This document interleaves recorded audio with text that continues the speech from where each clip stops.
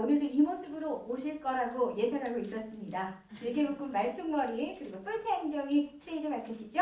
문화평론가 김갑수님을 여러분의 큰 박수로 모시겠습니다.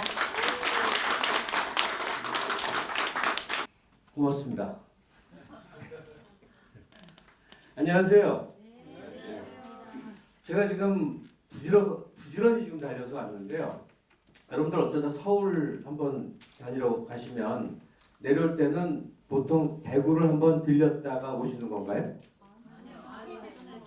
근데 그렇게 하라고 해서 지금 대구 찍고 왔어요. 아, 정말 죽는 줄 알았습니다. 아니, 우리 이 K포럼 담당하시는 분이 저한테 송정역으로 오래요.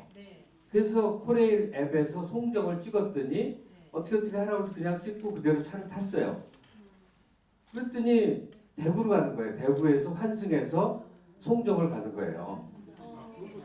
지금 저 송정, 저 대구역, 동대구역에 있다 보는 게니까요. 근데 하나님이 보호하사 내려갖고 이제 이렇게 막 환승은 또 저기예요.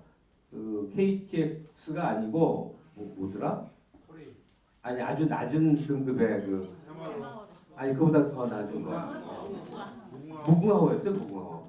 막 찾으러 가다가 영문이 보이길래 송정역 가는 거 저쪽 맞죠? 그랬더니 막 설명을 해요. 어떻게. 그래서 이제 딱 들어갔더니 사람이 거의 없어요. 그래서 느긋하게 앉아서 이제 가방에 짐 풀르고 저 이제 헤드폰 갖고 다니는 건데 쓰고 이러고 있는데 기차가 출발하기 바로 전에 그 영문이 다 이렇게 점검하러 들어왔나 봐요. 그러면서 저한테 지나가는 말로 근데 송정에는 뭔 일로 가세요? 그래요. 강연하러 간다고. 그랬더니 거기 가서 뭘 강연을 하냐. 순간 뭐가 좀 이상하더라고요. 그래갖고 뭐 그랬더니 광주예요. 광주인데 송정이라고 그랬더니 무슨 소리냐고 부산이래요. 부산 송정이 있던 모양이에요. 그때부터 거의 생쇼가 벌어졌다는 막 뛰어서 나와서 고속버스 터미널을 찾아서 갔더니 광주 가는 건 없대서 또 뛰어서 어딜 갔더니 있어요. 그래갖고 지금 허이허이 달려오는 겁니다. 그러니까 머리가 나쁘면 몸이 고생하는 거예요. 왜 대구를 갔다가 광주 오는 게 이상하다고 생각을 못했을까? 그냥 무작정 탄 거예요. 어쨌든 이렇게 만나게 됐습니다. 잠깐 5층에서 여기 부회장님하고 등등 몇 분하고 대화를 뭐 차 한잔 하고 올라오는 길인데 그 중에 이제 일행의 한 분이 그래서 저 같은 사람을 이제 부르는 게 인문학이 꼭 필요해서 그렇다. 사업하는 사람도 인문학이 꼭 필요하다. 아마도 저한테 인문학 강좌를 기대하셨던 것 같아요. 어쩌면 그게 맞는 말이기도 하죠. 제가 그런 관련 책도 많이 썼고 또 대학에서 쭉 그런 강연도 했고 뭐 그런 편이긴 한데 오늘은 전혀 좀 다른 얘기를 하려고 합니다. 제가 어떤 자리에 가도 여기 앉아 계신 이 구성원만큼 되는 분들이 제일 편해요. 가령 어디 뭐 노조나 뭐 대학원생이나 뭐 어디 하여튼 다른 공간에 가면 그 상황에 맞춰야 되는 게 필요한데 여러분들은 그럴 필요가 없다고 생각해요. 어떤 분들이 앉아있는지를 제가 되게 설명을 들었는데 그냥 개인적인 사적으로 아는 사람들이 할 수 있는 얘기라고 생각하면 될 것 같아요. 그래서 제 나름대로 요즘 좀 많이 생각하는 것도 있고 그래서 오늘 무슨 교육 이런 각도로 생각하지 마시고 그냥 얘기 나눌 수 있는 부분들을 한다 이 생각을 하시고 그냥 편히 앉아 계시면 좋을 것 같습니다. 얘기의 대주제는 내가 바라는 나라 이겁니다. 국가에 대한 얘기예요. 근데 대개는 5분마다 와 웃겨줘야 좋아하시죠? 네, 저 그런 재주 없으니까 좀 기대하지 마시고 머리 기르고 다니고 차림 이상해지니까 다 연예인인 줄 아는데 전 진지한 사람이에요. 인문학 얘기는 잠깐 뭐 지나가듯이 하자면요. 인문, 휴먼자가 붙은 그러니까 우리가 인간이라고 생각하는 인간의 모습이 500년 전에도 1000년 전에도 같지 않았었어요. 인간은 한 300~400년 정도의 기간 동안에 새롭게 태어난 근대인 혹은 현대인 우리들은 전혀 그전과 다른 존재들이었었습니다. 풍속사를 보면 다 그렇게 나와요. 예컨대 길 갔는데 내가 모르는 사람이 칼에 푹 찔러서 죽으면요. 우리는 지금의 우리는 놀래고 불쌍하고 이게 자동으로 드는데 그전에 그렇지 않았어요. 인간이 소중한 존재이고 동물과 구별되는 존재이고 연민을 가져야 되고 이 모든 것은 예컨대 근대의 산물입니다. 예컨대 아이가 죽어서 너무 슬퍼서 엉엉 우는 게 아니라 들판에 버리거나 되게 그랬던 겁니다. 사랑의 감정도 근대의 발명품이에요. 이상하죠? 1000년 전에 사랑이 없었을까? 등등. 우리가 지금 나라고 생각하는 이 주체, 인간은 한 300~400년 전서부터 새롭게 만들어진 존재들인데 그러면 뭘로 새로 만들어졌냐? 그전에는 신의 세계에 소속돼 있다가 과학기술 문명이라는 것 때문에 새롭게 인간이 재편성이 됩니다. 그러니까 이 과학기술 문명이 지금의 오늘의 우리의 모습을 만든 건데 이것이 막 이렇게 급격하게 이제 생산성으로 증가하는 과정 동안에 되게 몇 가지의 필요가 있죠. 하나는 지나간 경험의 축적이 굉장히 소중했었어요. 앞으로 어떻게 할 것이냐. 그러니까 산업사회, 산업문명 이전에는 뭐 농경이라든지 뭐 그런 거였겠죠. 봉건에 토지를 매개로 했던 사회겠죠.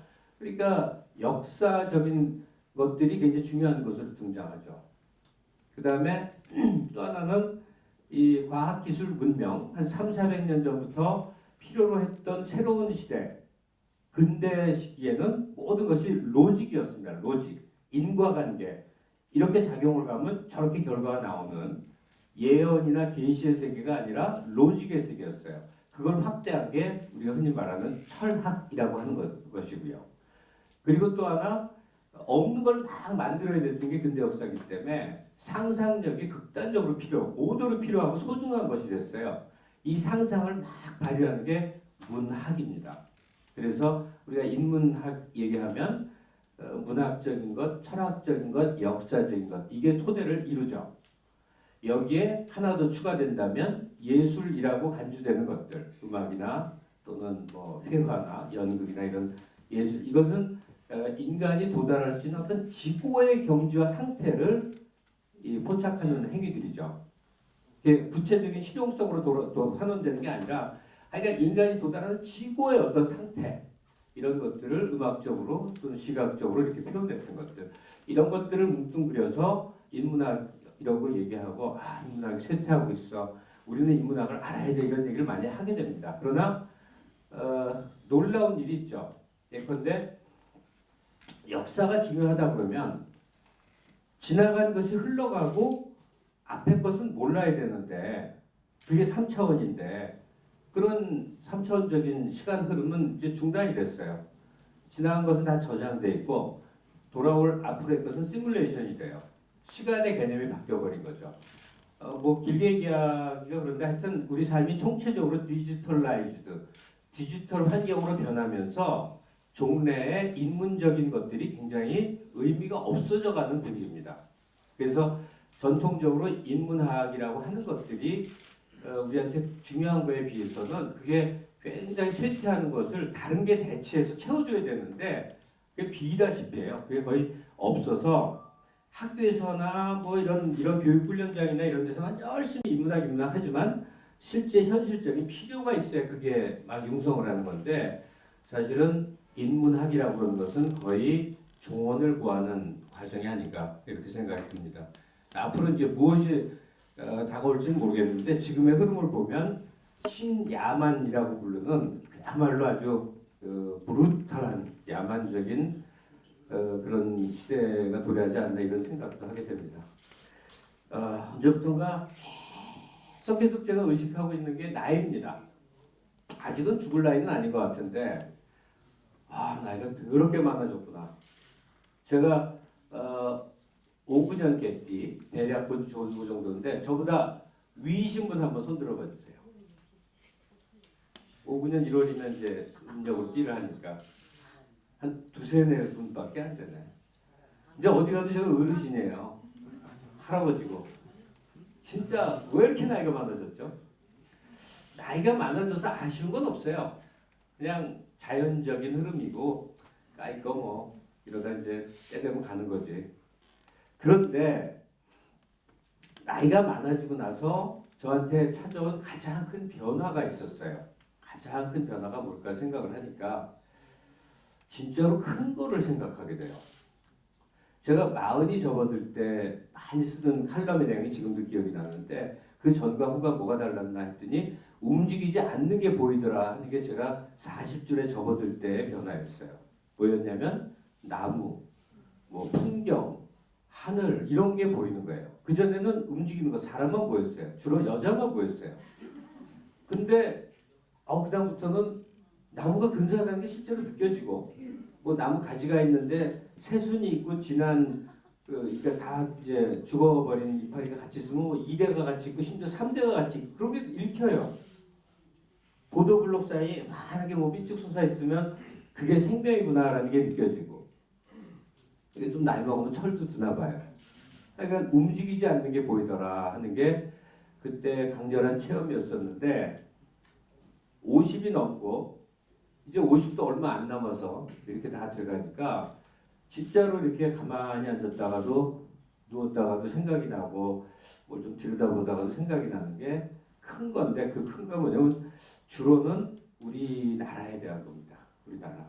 저는 그거는 막 국가를 생각하는 거는 엄청난 위인이나 정치 지도자나 DJ쯤 되는 사람이 하는 생각인 줄 알았어요. 근데 저도 합니다. 나름 소박하게 사는 사람이지만 저도 해요. 그 얘기를 좀 간곡히 말씀을 드려보고 싶습니다. 일단 제가 나이 타령을 자꾸 하니까 제 또래들이 갖고 있는 공통 정서를 좀 말씀을 드릴 수 있을 것 같아요. 제 어렸을 때 정말 무지하게 가난한 나라였어요. 저는 근데 그렇게 어려운 집에서 태어나진 않았어요. 그 시절에는 오히려 그럭저럭 사는 경우였는데 주위에 모든 게 가난했어요. 그건 뭐 여기 계신 분들 다 아실 거란 말이에요. 그리고 세월이 팍 지났어요. 그리고 저는 70년대 대학을 들어갔지만 80년대에 엄청난 사회 변동을 온몸으로 겪었어요. 그때 그게 뭔지도 몰랐어요. 저도 그 언저리에 있었고 그랬기 때문에 그게 무슨 이념 운동처럼 생각을 했었어요. 저희 때 읽던 책들은 아마 다 모르실 거예요. 무데리자크 뭐 책들, 뭐 레닌, 국가론 뭐 이런 것들 막 돌려 읽고 뭐 막 난리를 치고 그랬었어요. 근데 저건 그때 80년대 10여 년 동안에 벌어진 생난리가 우리가 학생들이었거나 젊었기 때문에 뭔가 근사한 이념의 옷을 막 입고 싶어 했는데 지금 와서 이제 되돌아보니까 그게 아니었고 70년대까지 고도성장이라는 걸 했으니까 그걸 분배해달라는 분배투쟁이었어요. 그걸 노동자들이 했어야 되는데 미조직 상태라서 학생들이 대행을 한 겁니다.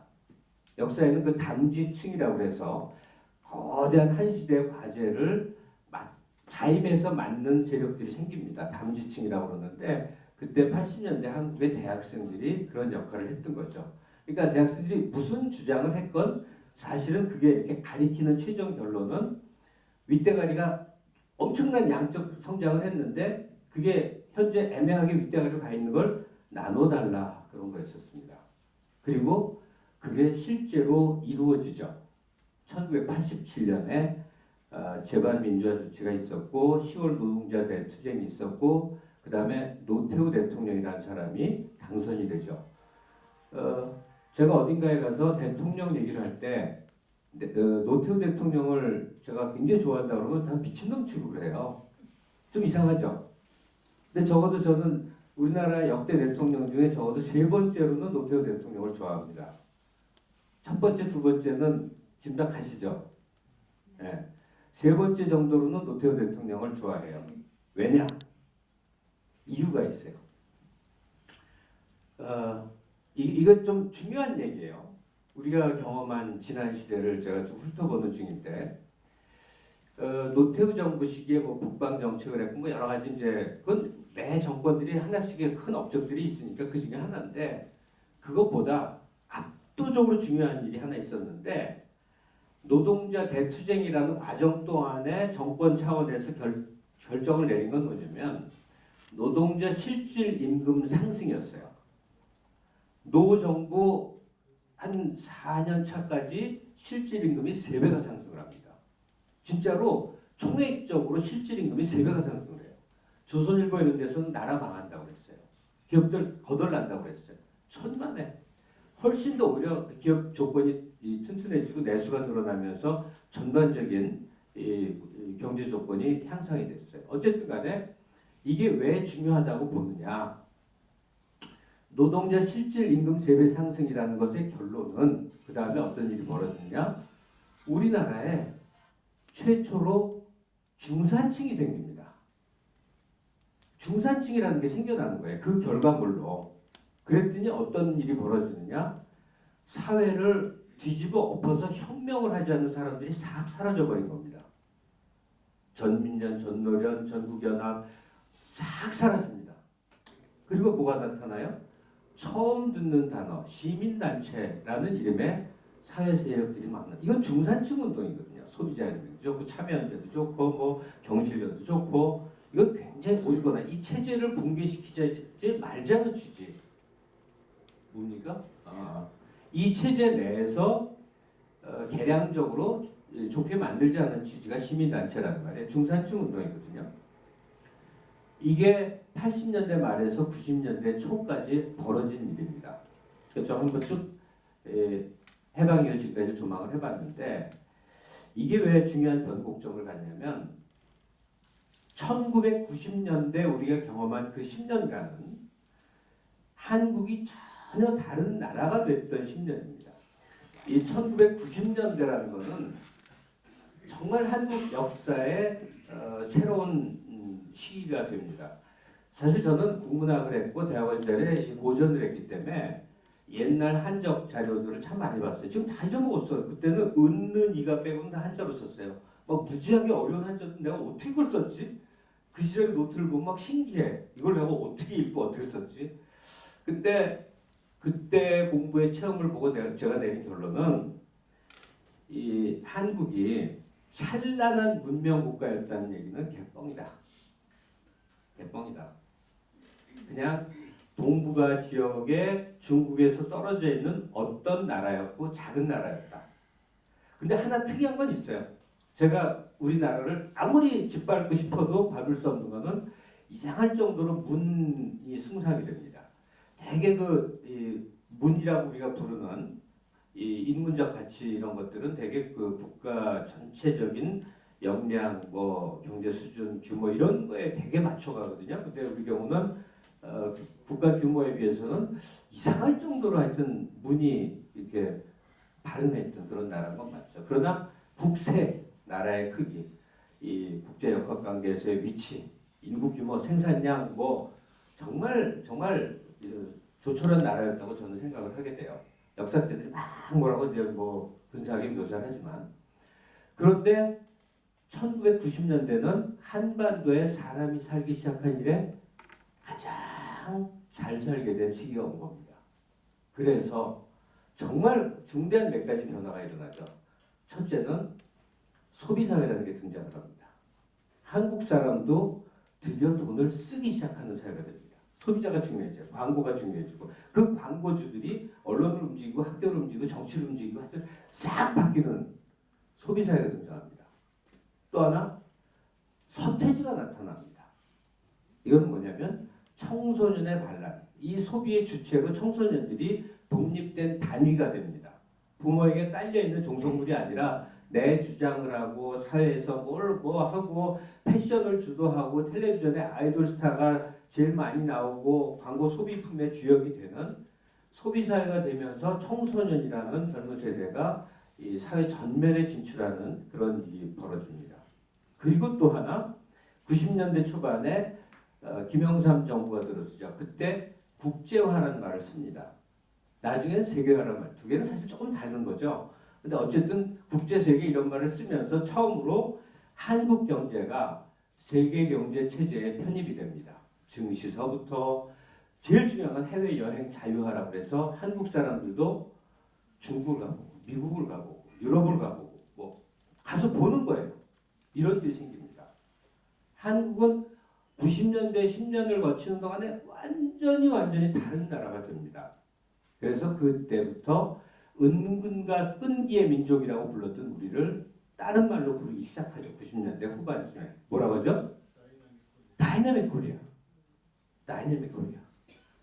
그리고 유행어가 하나 있었습니다. 그때 유행어. 웰빙. 지금은 헬조선이라고 그러죠. 그리 먼 과거도 아니에요. 지금 헬조선이라고 하는데 그때는 웰빙. 잘 먹고 잘 살자. 품위 있게 근사하게 잘 먹자. 그런 시절이 90년대였습니다. 캠페인을 일찍 터뜨려서 IMF가 왔다고 해서 막 자책을 하고 자조를 하지만 결과적으로 보세요. 외환이 비었던 거죠. 그 외환을 메꾸고서 또다시 복구가 될 만큼의 펀더멘털이 있었던 하여간 좋았던 90년대가 있었던 거죠. 자, 이 얘기를 왜 드리느냐? 90년대라는 시기를 왜 말씀을 드리느냐? 제 나이로 오늘 얘기에 출발점을 삼았는데 바로 그겁니다. 우리가 다시 그런 시절을 살아볼 수 있나? 그런 생각을 많이 해봅니다. 그 90년대가 어떤 내용들을 가졌는지는 쭉 말씀을 드렸는데 개인으로 환원시켜서 저는 어땠는지를 얘기를 드려보고 싶어요. 그때 운이 좋아서 80년대 말에 처음으로 해외여행을 했어요. 처음으로 한 해외여행이 미국이었어요. 샌프란시스코 국제도서전이라는 데 그때는 출판사 별로 안 가고 한국 대표를 뽑아서 갔는데 운 좋게 거기 꼈는데 제 정식 약혼을 한 약혼녀가 유학을 하고 있는 상태였어요. 그래서 아예 회사 잘리면 잘릴 생각, 관둘 생각으로 한 달을 그녀랑 미국 횡단 여행을 했어요. 3박 4일 일정으로 갔는데 한 달을 아예 거기서 묵어버렸다고. 야, 정말 샌프란시스코 출발해서 최종 위치가 마이애미 이 올랜도까지를 88년이란 걸 염두했어요. 지금 미국 가야 대단한 거 아니지만 진짜 돌아와서 거의 몇 달 동안 미국 병을 알았어요. 너무 좋아서, 너무 멋있어서. 그런데 한 2년이 안 돼서 저한테 또 다른 기회가 왔는데 이번엔 유럽을 갈 기회가 생겼어요. 태어나서 물론 처음이죠. 유럽을 가서 그때도 한 달 조금 넘게 있었어요.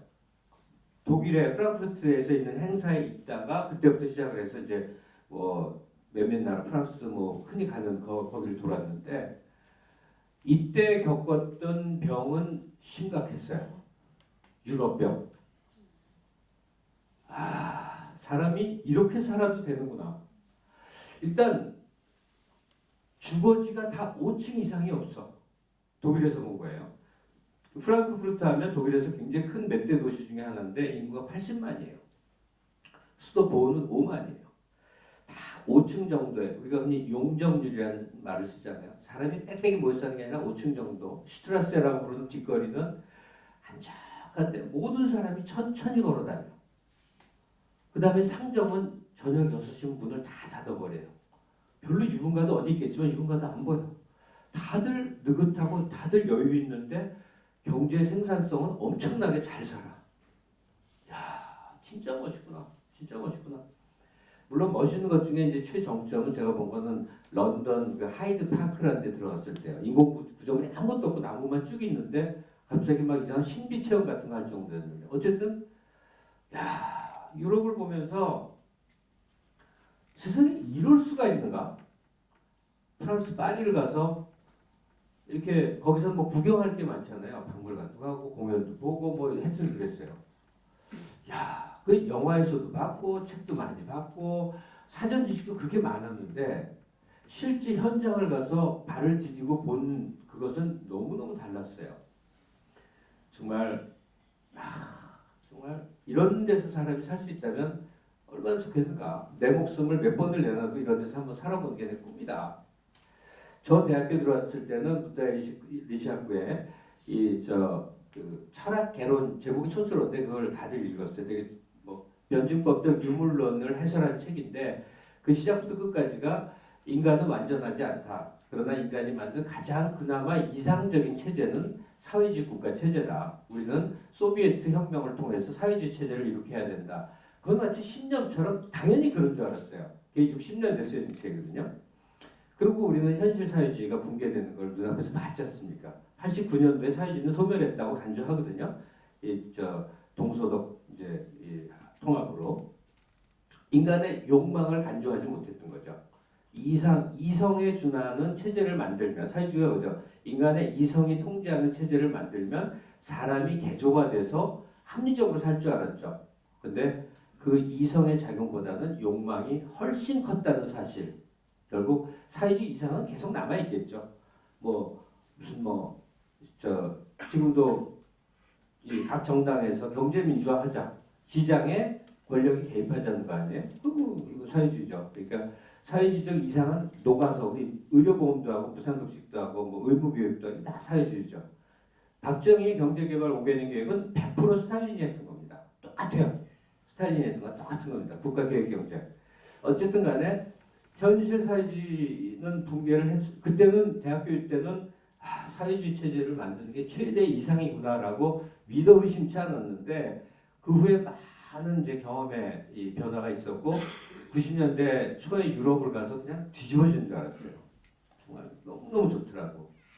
그리고 나서 새로운 깨달음을 얻게 된 게 접니다. 제가요 돌아와서 유럽병을 앓다가 이런저런 친구들하고 만나고 막 논쟁하고 말싸움하고 뭐 그러죠. 지지 않으려고 막 자료도 읽고 막 그러죠. 그러다 퍼뜩 하나 깨달은 게 있었어요. 전혀 제가 간과했던 사실. 이런 생각이 도달한 건 이미 90년대 다 끝났을 때니까 꽤 많이 시간이 흘러서였지만 제가 뭘 깨달았냐면 프랑스 대단해. 근데 가만히 보니까요. 프랑스만 예를 들어보죠. 다 뭐 들 수 있는데 프랑스만 예를 들어보는데 가만히 보니까 프랑스 영토하고 한반도, 남북한을 합친 한반도 영토의 면적 차이가 별로 안 나. 프랑스 인구가 8천만인데 우리나라 인구가 남북을 합치면 한 7,200만쯤 돼서 별로 차이 안 나요. 프랑스 GDP가 그때 당시 28,000불쯤 했는데 우리가 15,000불, 18,000불 했기 때문에 차이는 나나 막 추격세였기 때문에 노력하면 그 정도 GDP를 할 수 있을 것 같아. 교육 수준을 보니까 대학 들어가는 진학 인구가 우리가 더 많아. 가만히 보니까 어떤 것도 꿀리지 않는다는 사실을 문득 깨달은 거예요. 내가 그렇게 꿈의 나라처럼 보였던 프랑스, 독일, 영국, 이탈리아는 싫더라. 무슨 이유인지 모르겠어요. 근데 하여튼 그 꿈의 나라 같은 나라가 가만히 어떤 순간 이렇게 생각을 다시 하고 오 필승 코리아 월드컵도 막 4강도 하고 뭐 난리가 벌어지는 와중에 가만히 생각해 보니까 다 되는 거야. 가만히 보니까 안 될 게 없어요. 프랑스랑 일부러 비교도 해봤어요. 그랬더니 그 국가 지표 얘네와 얘네 수준을 비교하는 그 지표에서 물론 이제 긴 역사의 차이도 있고 뭐 있겠지만 하여튼 대체적으로 큰 틀에서 보니까 이러다가 우리도 프랑스, 독일, 뭐 영국 이런 나라 전혀 꿀리지 않는 아시아의 유일한 나라가 있죠. 일본. 우리도 이거 어떻게 하면 되겠네. 그때 마침 대통령이 2번이나 북한 지도자하고 건배하고 막 화해하고 악수하고 그러니까 뭐 말할 것도 없었죠. 연방제 하면 일국 이체제면 한 덩어리의 국세 만들 수 있으니까. 진짜 그 시절은 흥분의 도가니였었습니다. 90년대가 끝나가고 뭐 IMF 위기를 극복한다 해서 금모으기하고 어쩌고 막 그런 와중에 저는 이게 우리가 내 살아생전에 내가 어렸을 때는 꿀꿀이죽도 봤거든요. 정말로 가난하고 정말로 쪽팔리고 난 무조건 외제는 다 좋은 줄 알았고 우리나라는 너무너무 창피하다고 생각을 했었어요. 언제나 창피하다고 생각했어요. 제 초등학교 때는 왜 이렇게 열등감이 심했는지 우리나라는 너무 후진 나라이기 때문에 우리가 뭐 이렇게 그 고은정이라고 성우가 있습니다. 막 떨리는 가난한 약소국의 백성으로 태어나 우리는 너무나 슬픈 존재입니다. 맨날 그런 거 했거든요. 그러니까 우리는 슬프고 우리는 불쌍하고 우리는 안 된 사람이야. 그렇게 아예 세뇌가 돼 있었어요. 그게 확 뒤집어지는 체험을 했네. 그러면 지구상에 현실에 존재하는 걸 말해야 되잖아요. 어떤 이상적인 세상을 말해서는 안 되거든요. 현실에 존재하는 가운데 뭐 북유럽 얘기는 하지만 저는 북유럽처럼 살려면 못 살 것 같아. 재미가 없잖아요. 이 드라마가 형성될 수 없는 시스템이잖아요. 그러니까 서유럽이 인류가 만든 이 국가 체제 중에 제일 좋은 것 같은데, 야, 우리도 되게 될 수도 있구나, 될지도 모르는구나. 그래서 막 흥분해서 그때부터 막 해서 제가 그 클래식 칼럼만 쓰던 사람이 한겨레 신문에 정치 칼럼을 3년을 썼습니다. 막 그때부터 막 하여튼 그랬는데 이제 거기까지 우리나라가 서유럽처럼도 될 수가 있겠구나라고 2000년대 초반까지의 막 흥분 상태를 말씀을 드렸습니다. 지금 2016년이거든요. 2016년 5월이에요. 다이내믹 코리아, 웰빙, 프랑스는 우스워. 다른 예를 들어봅시다. 지난 한 150년 정도가 이제 세계가 막 싸움, 전쟁하고 뭐 하던 그 역사예요. 그래서 그러니까 국제 단위로 그러니까 글로벌하게 막 들여다본 게 그 역사예요. 그랬을 때 1세계, 2세계, 3세계 막 나눠요. 그래서 1세계가 선진국이에요. 너무나 놀랍게 150년 동안 선진국이라고 부를 수 있는 한 10개쯤 되는 나라가 한 번도 변한 적이 없네. 너무 이상하지 않아요? 운동 선수들도 변하고 가수 인기순 조용필은 이제 쪽을 못 쓰고 누가 또 무슨 아이유가 1등하고 뭐 하여튼 그래야 맞잖아요.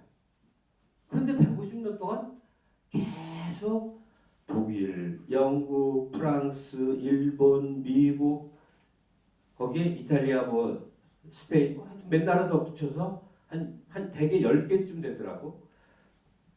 1세계 하면 바뀌질 않아요. 너무 이상해요. 그러면 2세계라고 말하는 건 굉장히 애매해서 보통 3세계, 우리도 이제 3세계 영역이었었죠. 그리고 딴 나라는 뭐 다 바보 빙신들이었나? 그렇지 않습니다.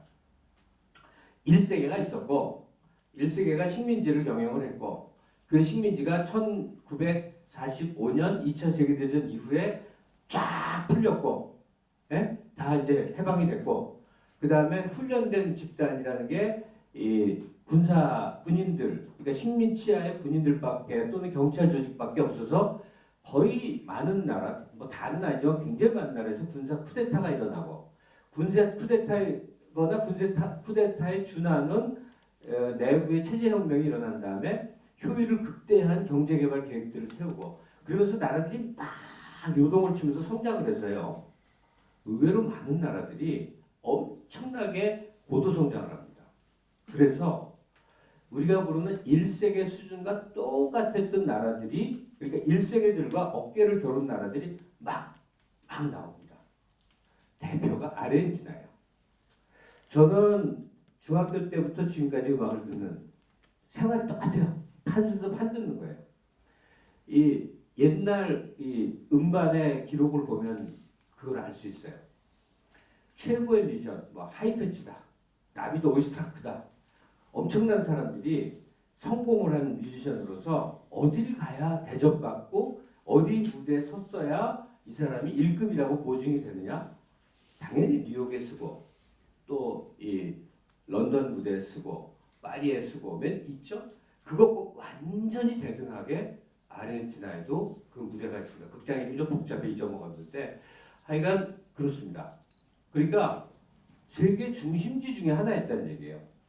최고의 아티스트, 최고의 뮤지션들이 이제 가장 높은 기량과 가장 높은 개런티를 받고 딱 가는 중심지가 있으면 아르헨티나도 안 빠졌어요. 그래서 기록되어 있는 숫자상으로 말하면 세계 6위권 경제를 장기간 누립니다. 이 아르헨티나가 상당히 드라마틱한 사례고 그리고 멕시코가 있습니다. 멕시코는 아르헨티나만큼은 아니지만 어쨌든 그 월드컵 일찍 치르고 뭐 등등 하면서 아주 일신울신해서 국가 성장이 미국 경제하고 보조 맞추면서 굉장히 꽤 잘 되는 시절이 있습니다. 태국도 우리 어렸을 때 잘 사는 나라였습니다. 필리핀도 아시아에서 매우 잘 사서 우리가 부러워하던 나라였습니다. 그런 사례들이 있어요. 그걸 얘기하는 게 아니라 1세계는 항상 지배적인 국가로 항상 있어 왔는데 3세계권에서 막 그냥 개발에 땀 나갖고 막 나라를 키워서 1세기에 거의 다 진입을 해서 어깨를 겨뤘던 나라들이 있어요. 지금 2016년인데 이상하네. 그 나라 어디 갔지? 그 순위 없어요. 그 순위 없다고. 지난 150년, 더 길게 보면 한 200년 동안 적어도 이제 봉화정 이후에 국가 서열을 막 이렇게 막 매긴다고 쳐보자. 어떤 지표로. 그러니까 잘 사는 수준으로.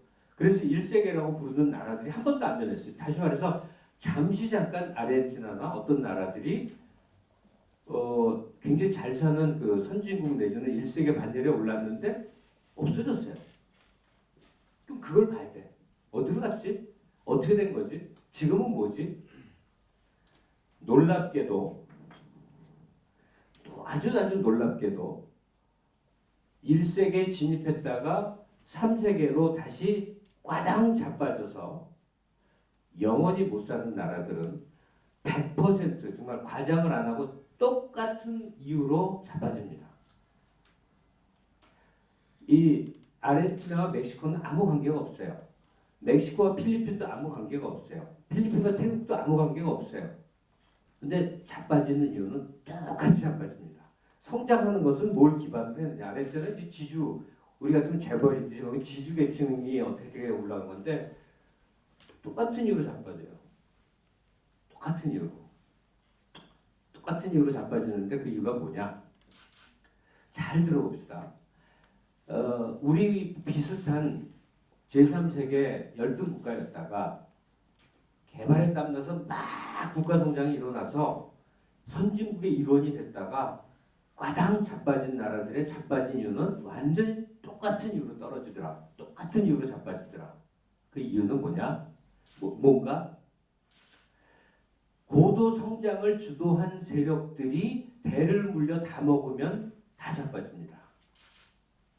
2대, 3대, 4대까지 내려와서 경제 권력, 정치 권력, 언론, 무슨 교육, 종교, 사회 부문들, 사회 여러 부문들을 대를 물려서 장악을 했더니 즉 주류 체제가 카르텔화돼서 완결되니까 그 사회가 완전히 자빠져 버렸다는 얘기입니다. 이건 놀라운 일입니다. 매우 놀라운 일이에요. 똑같이 그렇게 자빠집니다. 저는 동아시아에 있는 일본 옆에 어떤 나라를 굳이 얘기한 건 아니에요. 역사 속에 있는 그냥 다른 나라들의 얘기입니다. 갑자기 고도성장을 하더니 일정한 시기가 되니까 그 일정한 시기란 대물림의 시기가 내려오면서도 이 사회가 두 개의 나라가 된다고 그러거든요. 그거는 동일한 영토 안에서 어떤 계층의 사람과 다른 계층의 사람들이 두 개의 나라를 형성하고 살아서 그게 고착되기 시작하면 붕괴가 되더라. 제가 1900년대라는 한국 역사에 굉장히 놀라웠던 정말 어메이징한 그런 역사 시기를 청년으로서 몸으로 겪어서 그리고 서유럽을 보면서 견줘봤던 그 심정이 하나 있었고요. 그 다음에 제3세계였다가 선진국 반열에 올랐다가 똑같은 이유로 자빠진 나라의 사례를 들었어요. 다들 뇌리에 여러 가지 생각이 있으실 겁니다. 지금 우리는 어디에 서 있지? 프랑스로 가고 있나? 멕시코, 아르헨티나를 따라가고 있는 건가? 좋은 길을 가기 위해서 조금 더 좀 험로지만 잘 가고 있는 건가? 아니면 벼락이나 낭떠러지로 굴러 떨어지고 있는 중인 건가? 라는 생각을 50대 후반에 잠자리에 누워서 이렇게 매일 생각을 합니다. 길었죠, 서두가. 제가 지금까지 서두한 거예요, 서두. 나이가 50이 되니까, 50 후반이 되니까 국가라는 이걸 생각을 하더라. 그런데 그 국가는 제가 경험한 국가였어요. 어렸을 때 너무 가난했다가 이 민주화 운동 과정 동안에 전 사회가 요동을 치면서 계층 이동이 벌어지고 결과적으로는 중산층이 형성돼서 소위 안정된 공화국 체제로 들어서는 과정까지를 보면서 자부심도 느끼고 최고라고 느꼈던 나라들과 견줘도 꿀릴 거 없는 모습까지를 느꼈던 그 시절이 있었고, 또 다르게는 우리 못지않게 성장을 했다가 추락했던 나라들의 사례들을 쫙 보면서 지금 오늘의 우리 모습을 여러 가지 점에서 고민하면서 되돌아보게 되더라. 여기까지가 제 하고자 하는 얘기의 서두입니다. 그런데 지금 말씀드린 내용은 어떤 한 사람의 고민이겠어요? 그렇진 않을 거라고 생각이 들어요. 우리 모두의 것들이라고 감히 생각을 합니다. 제가 인문학 강의라는 거를 하면 이렇게 뭐가 있어요. 이렇게 PPT 화면도 띄우고 뭐 저쪽 하는 게 있는데 일부러 그런 뭐 교육 형태로 하기 싫어서 그냥 안 하고 맨몸으로 하는데, 이제부터 얘기하고 싶은 거는 사실은 이제 챕터 2로 넘어가는 거예요. 사실은 다른 얘기입니다. 뭐냐면 아까 서두에 잠깐 얘기했습니다만 인문학 얘기 드릴 때 했던 인간이 뭐냐라고 할 때 그 인간은 최근 300~400년 동안에 만들어진 새로운 인간이라고 하는 그런 거예요. 심지어 섹스 시간도 근대에 와서 길어집니다. 이 로마의 섹스 기록물이 에드워드 푹스 책에 남아 있는데 5분 이내였어요. 즉 생식, 애를 만들기 위해 섹스를 했었어요. 근데 위대한 누구죠? 바람 많이 피는 사람 누구죠? 카사노바라는 사람이 나타나서 에로티시즘이라는 관념을 만들어요. 성을 길고 긴 유희의 과정으로 만들어요. 이게 문학이고 예술이었다는 거죠. 그래서 2시간쯤은 되어 보이시는 분, 저분처럼 왕성하신 분도 있고 모든 게 바뀌죠. 인간의 포텐셜이 싹 바뀌게 되죠. 근데 이 얘기를 좀 드리면 재밌는 게 많아요. 우리가 알고 있던 인간관 자체가 뭐 종교도 그래요. 여기 열심히 이제 절에 다니시거나 그 신념이 굳으면 되게 기분 나쁠 텐데, 그냥 이런 그 정설인데 사실 이런 것도 있다. 철기 문명 때문에 우리가 아는 종교가 생기거든요. 생산력이 막 늘어나니까, 무지하게 늘어나니까 통제 범위가 이 부족 단위가 안 되거든요. 그러니까 부족을 넘어서 지금 말하면 국가 단위의 큰 체제를 요하니까 그걸 지탱하기 위해서는 두 가지, 하나는 무력, 병졸의 이 군사력이 필요했고, 또 하나는 자발적 복종을 필요해서 그걸 종교의 형태로 만든 겁니다. 그래서 지금까지 지금 문화로 남아 있는 그런 건데, 하여튼 근데 이 인류사의 흐름을 지금 우리가 왜 얘기를 해야 되냐면 오늘의 한국 사회를 거슬러 보기 위해서 그렇고, 저는 대한민국은 민주공화정이다 라는 헌법 1조 1항이 우리들 가슴에 정말 뇌리에 새겨져 있을까? 난 그렇게 생각하고 좀 의심스러울 때가 많아요. 왜 그러냐면 그 공화정이라는 것은 주권이 우리에게 있다는 의미이기 때문에 그게 굉장히 처절한 역사 속에서 이루어지거든요. 주권이 왕 한 명이가 있고 대부분은 이제 신분이 노비거나 두 분은 전주희 씨 두 분은 어쩌면 노비의 자손일 확률이 굉장히 높습니다. 제가 이건 대학교 때부터 하던 얘기인데 지금은 일반 상식이 됐죠. 노비의 자손일 확률이 아주 높다고. 왜냐하면 인구 전체 최대치를 잡아도 조선 중후기까지 성씨를 가졌던 사람이 30%가 안 됐거든요.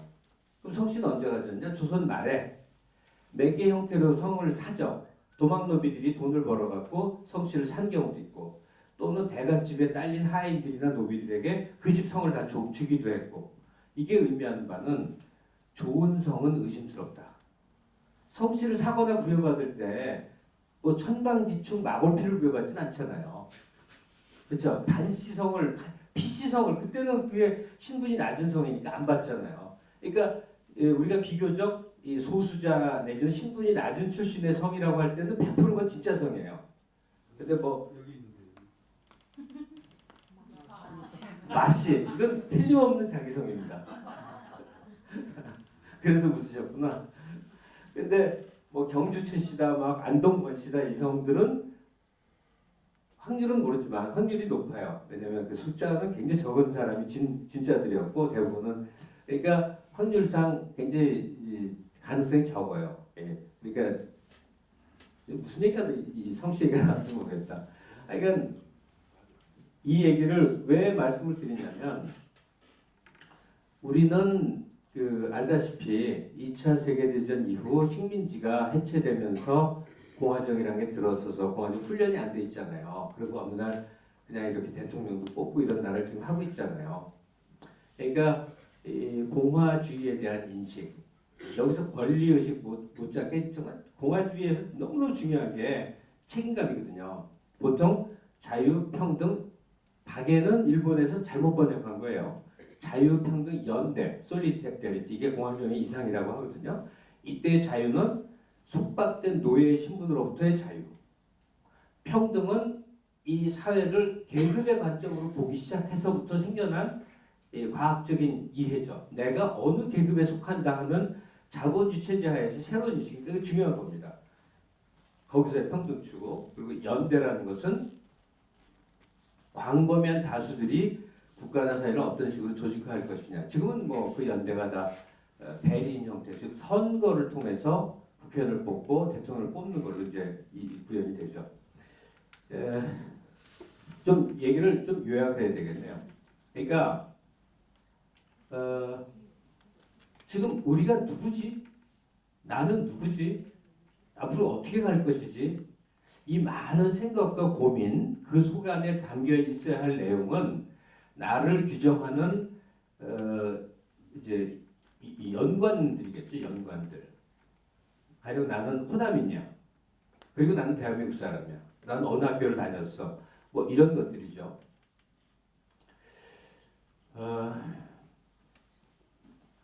그냥 좀 그냥 쉽게 간단하게 제 의견을 말씀드리면 우리 사회는 아직도 공화정의 형태는 있는데 내용적으로는 상당 정도 왕정인 것 같아요. 왜 그렇게 느껴지냐면 자기를 규정하는 요소들 독립된 자유인이 되기를 두려워하면 왕정이나 전체주의가 이어지거든요. 그러니까 누구의 엄마, 누구의 딸, 어느 고장 사람, 어느 나라 사람 이런 것들 이게 나를 규정하는 연구예요. 근데 그런 연구로부터 완전히 벗어나 있는 상태에서의 나를 상정하는 것이 굉장히 불안한 거예요. 두려운 거예요. 그러면 공화정의 위기 같은 게 있다는 거예요. 전 사회적으로 어딘가의 연고 속에서의 나를 규정하게 되는, 즉 주체적이고 독립적인 나로부터 이 세상을 보는 관점이 수립되는 게 공화주의의 출발점인데 주체적 자, 그 형성이 과연 우리 사회에 있었나? 이런 의문을 갖게 됩니다. 그래서 개인 단위에서 선진국을 불허하고 프랑스처럼 살고 싶다고 할 때 우리가 무엇부터 생각해야 되지? 그때 이거는 좀 허황된 것일 수도 있지만 저는 공화주의, 우리가 공화정을 채택했으니까 공화정에 걸맞는 자의식과 사회체제를 가져야 할 텐데 아예 출발부터 공화주의에 걸맞는 인식이 결핍되어 있는 게 아닌가, 이쪽을 하나 생각하게 됐고요. 거기에 연관시켜서 우리 사회가 안고 있는 두 가지 모순을 도대체 어떻게 풀 것이냐 하는 겁니다. 여기 계신 분들이 뭐 정치하는 사람도 아니고 저도 마찬가지고 그러나 분명한 사실은 오피니언 리더들이에요. 사석에서 하는 얘기들, 개인의 생각들이 사회에 영향을 미치게 됩니다. 그래서 우리가 도대체 나 개인의 문제, 내 재산이나 사업이나 이런 거 말고 그걸 포함한 더 상위의 문제로서 뭘 지금 우리가 고민해야 되지 할 때 저는 두 가지 압축된 과제가 있다고 생각이 들어요. 그리고 두 가지 압축된 과제가 결국 우리 모두의 삶을 이렇게 내용적으로 규정짓는 게 아닌가. 두 가지를 한번 생각해 보죠. 첫째는 남북관계 같아요. 북한하고 저렇게 뭐 무슨 관계가 있어? 우리끼리 잘 살. 이거 아닌 것 같아요. 왜냐하면 여기가 이 호남이라는 것을 염두에 둔다면 햇볕 정책의 과정들을 우리가 다 목격했고 체험했기 때문에 그래서 동서독의 이 경우를 한번 곰곰 생각해 볼 필요가 있는 것 같아요. 동독과 서독이 4대 1의 이 경제력 격차가 있을 때 통합을 했습니다. 4대 1 정도의 격차일 때 서독이 돈으로 동독을 산 겁니다. 돈 주고 산 거예요. 지금 우리는 뭐 280대 1이라고 극단적으로 얘기하는 분도 있고 뭐 몇십 대 1은 분명하죠. 동서독 격차가 비교 자체가 안 되죠. 그러니까 쉽게 말하면 북한 사람 한 사람의 몸값이 1원이면 우리 몸값은 200원이거나 300원인 거죠. 둘이 똑같이 싸우면 부자가 엄청 손해죠. 근데 그런 그 무슨 정책상에 지금 얘기하는 그런 자리가 아니니까 왜 우리가 어떻게 가야 되지 생각할 때 남북 문제가 당장 떠오르냐면 되게 몇 개의 도약 과정을 한국 경제도 거쳐왔는데 중동 특수도 꽤 컸잖아요. 근데 뭐 다 아실 것 같아서 긴 얘기는 안 해도 되는데 북한의 직접적인 경제 진출을 하게 될 때의 가능성을 보면 무시무시합니다. 아주 무시무시해요. 제가 사적으로 가까이 알고 있는 소위 재벌 회장이 연락에 하는 얘기가 있습니다. 뭐 그분한테 누가 될까봐 말을 못 하겠는데 하여튼 그래요. 그래서 우리가 지금 출구가 없고 뭔가 벽에 팍 막혀 있는 것 같은데 이 남북 간에 뭐 어떤 형태가 되건 하여튼 그 측면이 오피니언 리더들이 굉장히 관심을 갖고 지켜볼 대상일 거라고 생각해요. 절대로 그것은 국가 통치자에게 맡겨줄 일은 아니라고 봅니다. 우리 자신의 생존에 관련된 문제이기 때문에 그리고 정권 따라 여러 이 정책적인 변화가 있고 북을 무찔러 무기로 싸워야 될 대상으로 본 경우도 있고 또 협상의 대상으로 본 경우도 있기 때문에 어쨌든 이 얘기를 드린 이유는 남한이 북한을 돈 주고 사는 일 여기에 대한 관심이 굉장히 필요하다. 서독이 성공을 했었으니까. 그리고 한 가지 사례는 재벌 문제입니다.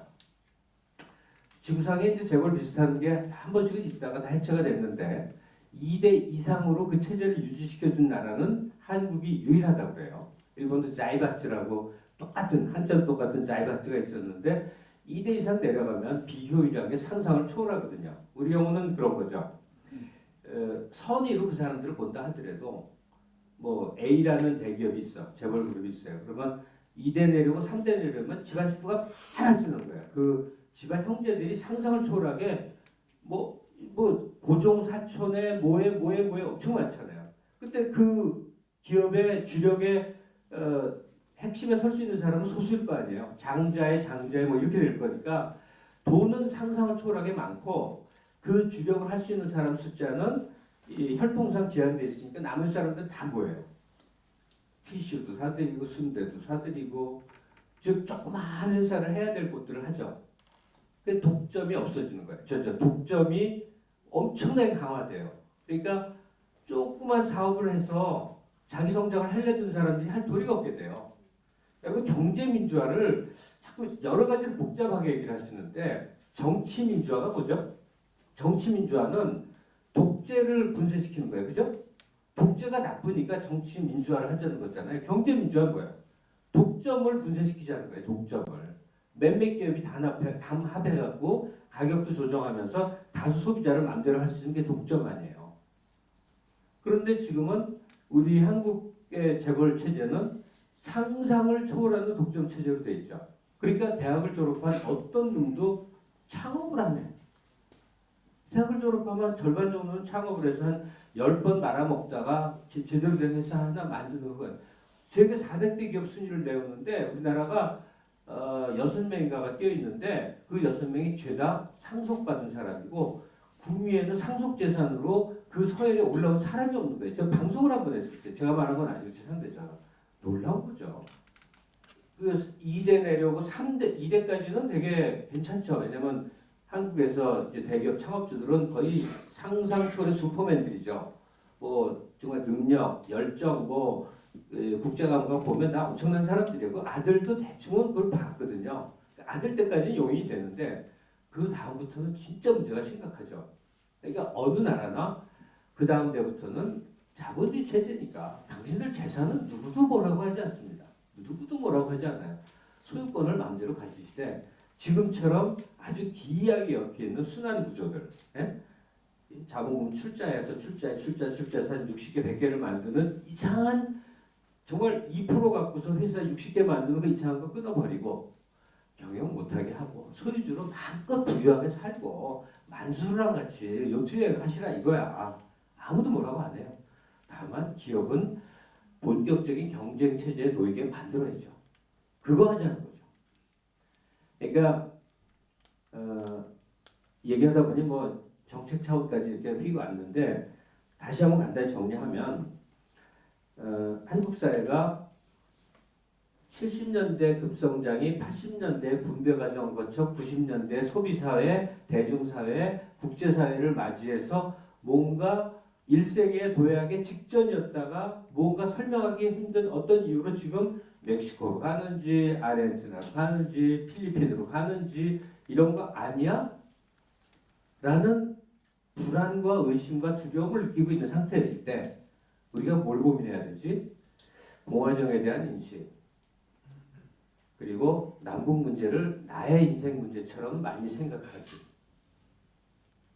그리고 우리 생존이 달린 경제에는 우리 경제를 규정하는 근본 문제는 재벌 체제에 대해서 이거는 문제입니다 라고 인식을 공유해서 어떤 형태로든 이 지금 철벽처럼 이 99.9%의 사람들의 삶을 힘들게 하는 게 이것을 어떻게 하면 무시무시한 내전 같은 거 없이 넘어서지.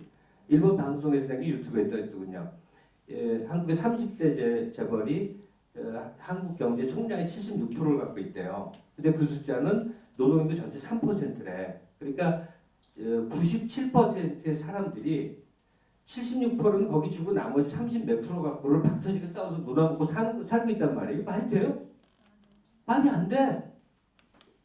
이 중에는 유력한 사람들과 나 친구야, 선배야, 집안이야 하는 분들 다 있을 거예요. 정말 어디서 어떻게 노는지 보셨어요? 팜스프링필드에서 어떻게 노는지 혹시 알고 계세요? 전 압니다. 직업상. 세계 최고의 부호들이 어떻게 노는데 하루에 어떤 억을 쓰는지를 저는 압니다. 본인에게 들어서. 이게 온당해요? 이게 진보예요? 이게 좌익이에요? 그거 아니거든? 사회적이거든요. 정말 이건 매우 심각한 상황에 있어요.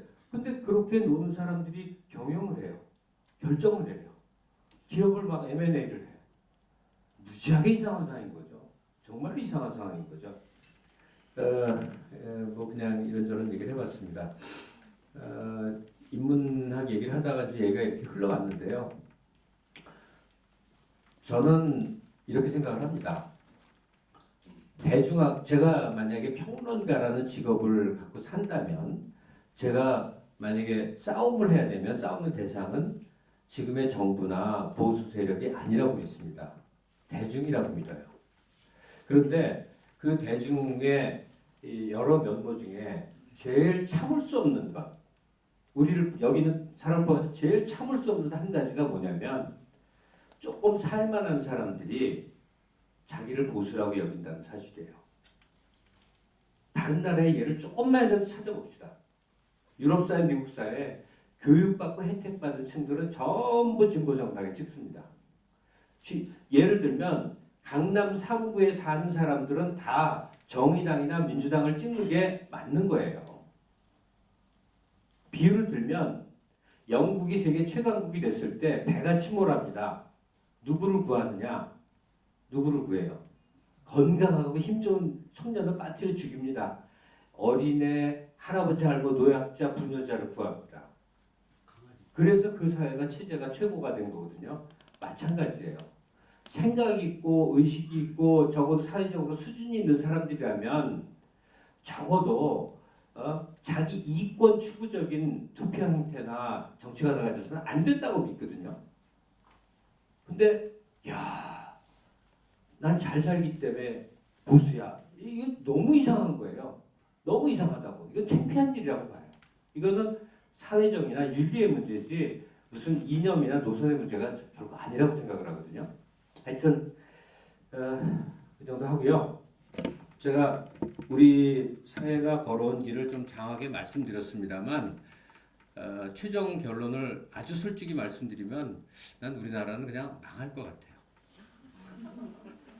좀 희망적으로 안 보입니다.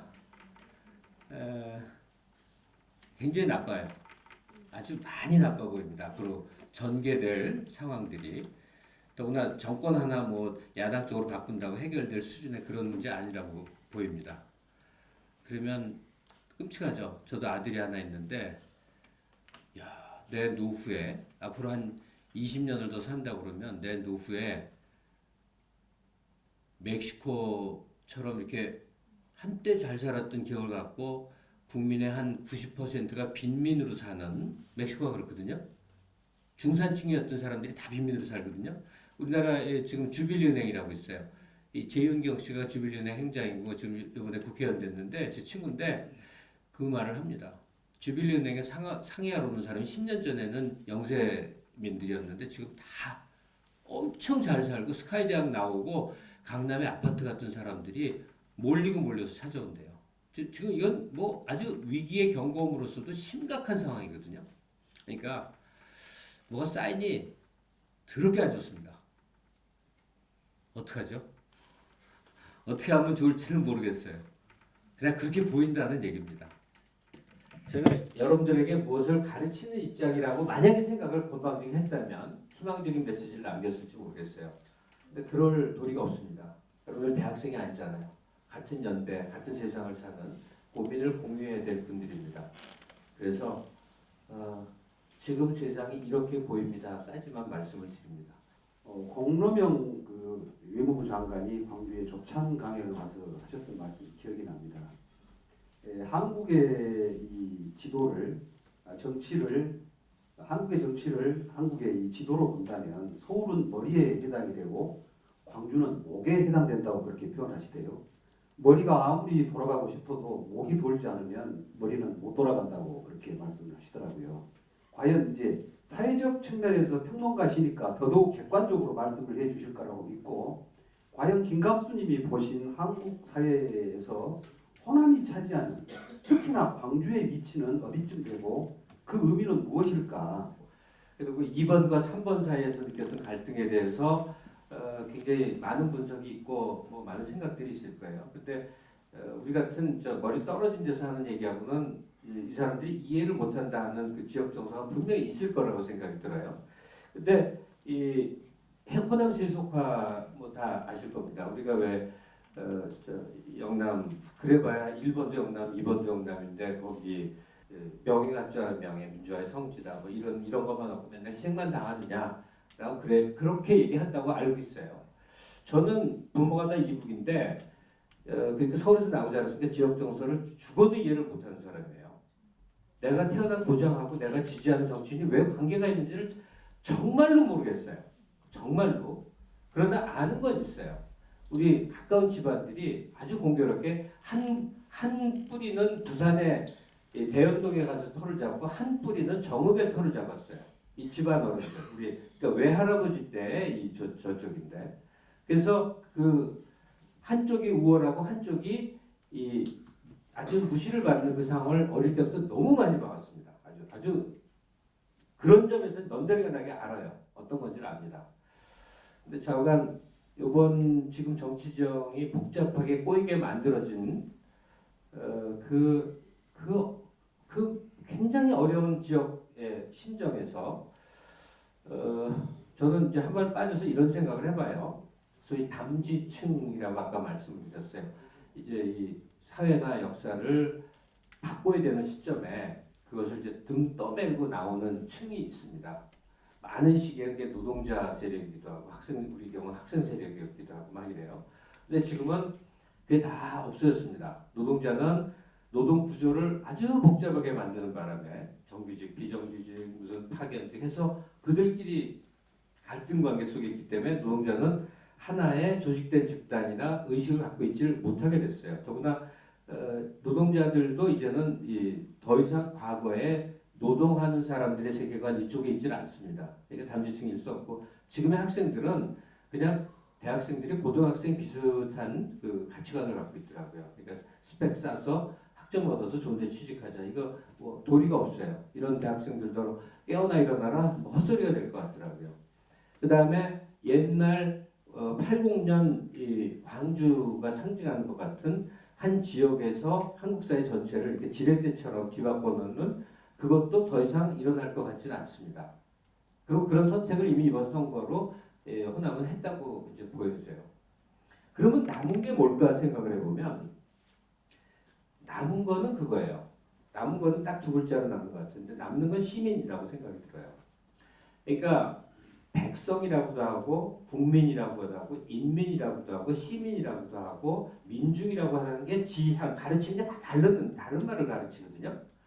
자, 북한에 저 폭정을 하고 저렇게 못 살고 더구나 거의 코미디언 수준의 33살짜리가 주석이라고 앉아있는데 왜 뒤집어지지 않죠? 북한 사람이 바보라서 그러나? 북한은 시민사회가 존재하지 않으니까 시민사회가 없으니까 저항의 어떤 어떤 집단이 없는 거예요. 시민사회라는 건 공화정의 성장국에 말하면 북한은 왕정이라는 말이에요. 신민만이 존재하죠. 주권을 저 통치자에게 다 위임한 신민만이 존재하기 때문에 저항이 일어날 수가 없어요. 80년에는 광범위한 다수들이 변화에 열망을 가지면 민중이라고 불렀어요. people의 번역어예요. 지금은 시민이라고 번역할 때 대중과 시민을 구분합니다. 대중은 그냥 광범위한 많은 사람인데 시민은 책임성과 목표 의식을 가진 자각된 현대사회의 사람들을 말해요. 그러니까 이 얘기를 왜 말씀드렸냐면 광주시에 거주하는 이분은 호남 사람이면서 시민이에요. 두 가지가 똑같지 않다니까. 어떤 정치적 선택과 방향성을 가질 때 호남의 이익이라는 관점에서도 고민해야 되겠지만 한국 사회 오늘 제가 길게 말씀드렸던 대물림을 해갖고 국가가 가라앉는 그 흐름 속에서 이거를 어떻게 하든 제지하거나 조금이라도 낮게 하는 쪽에 기여할 방법이 없나. 이건 시민적 자각이에요. 이건 호남의 선택이 아니죠. 그러니까 사람은 동시에 여러 가지가 되죠. 내 집에 소속돼 있고 내 직장에 또는 뭐예요. 근데 그게 굉장히 분열되고 모순될 때가 참 많지 않습니까? 그러니까 호남인으로서의 선택이 더 강할 때는 그래서 시민적 대의와 그게 막 배치될 때가 있어. 어떤 때는 그럴 때가 있다고 쳐요. 시민적 대의가 있고 호남의 이득이라는 게 여기 누구 염탐하는 사람 없죠? 국민의당이 대통령을 만들어야겠는데 자력으로는 안 되니까 새누리당하고 탁 합쳐서 거의 후보감이 없잖아요. 죽었다 깨는 없잖아요. 그러니까 안을 대선 후보로 만들었을 때 호남이 쫙 밀었어. 그러면 호남의 선택이 되죠. 그러나 시민으로서의 대의에 따른 선택일까? 그건 고민해야 될걸요. 여기에는 물론 일본 지지자도 계실 테지만 저는 일본 하는 사람들이 악당이라는 뜻이 아니라 이 체제 이 기득권의 영속성의 그 대리인들이니까 뭐 길게 말해도 무슨 말인지 아시죠? 이번에 호남은 부족 국가적 선택을 했다라고 모욕적인 말들을 합니다. 그래서 5.18로 인해서 가졌던 마음의 짐을 비호남진 사람들이 다 벗어났다 이런 얘기합니다. 그러면서 싸웁니다.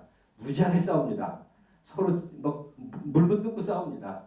아마 그것도 겪는 과정일 텐데 그냥 제가 간곡히 드리는 말씀. 내가 호남이라는 것으로만 규정될 수 있는가? 한국의 시민사회 구성원으로서 지각 있게 미래사회 방향성에 맞게 선택을 해야 될 때 호남적 선택과 시민사회적 선택이 배치될 때 나는 과연 어떤 선택을 할까? 어떤 고민을 할까? 이게 과제로 남을 거라고 봅니다.